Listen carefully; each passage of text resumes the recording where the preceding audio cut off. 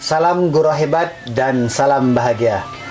Kali ini perkenalkan, nama saya Mahrian, CGP Angkatan 11 dari Sekolah SMK Darul Istiqomah, Kabupaten Hulu Sungai Tengah, Provinsi Kalimantan Selatan.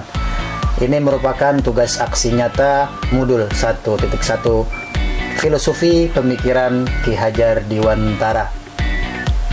Perasaan saya selama mengikuti guru penggerak pada Modul 1.1, sebelumnya saya melakukan pembelajaran hanya terpusat kepada guru, sehingga peserta didik kurang mengeksplor skill dan kemampuannya, serta kurang bebas dalam menyampaikan pendapat dan berekspresi.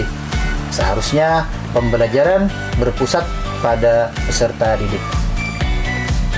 Saya mempelajari banyak hal tentang konsep pendidikan Ki Hajar Dewantara dan sangat berpengaruh terhadap pandangan saya tentang pendidikan. Filosofi pendidik Ki Hajar Dewantara menyadarkan saya bahwa menjadi seorang pendidik bukan hanya memberi materi pelajaran dan hanya fokus pada keputusan penilaian, tetapi lebih pada menuntun dan memberi teladan yang baik kepada peserta didik.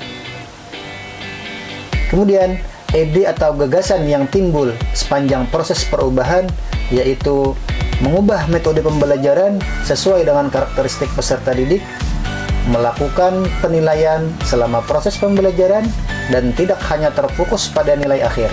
Kemudian, menerapkan pembelajaran yang berpusat pada peserta didik. Praktek baik, aksi nyata.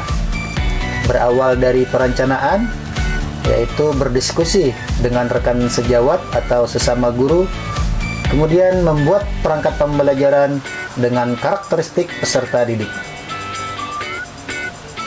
Di dalam pelaksanaan, saya mengawali pembelajaran dengan berdoa, kemudian menyampaikan tujuan pembelajaran yang akan dicapai, berdiskusi bersama kelompok untuk mengerjakan lembar kerja peserta didik atau LKPD. Kemudian, masing-masing kelompok mempresentasikan hasil diskusinya di depan kelas.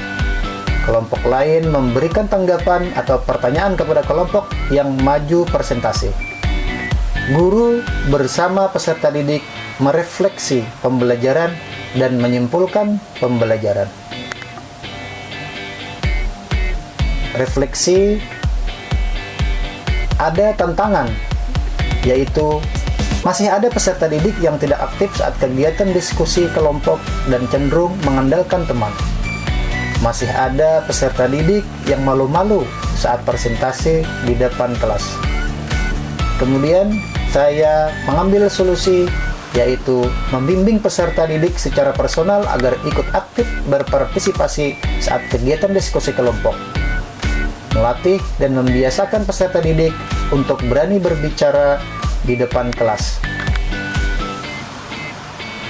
Kemudian, testimoni, yaitu berasal dari teman sejawat dan peserta didik yang terlibat di dalam proses pembelajaran.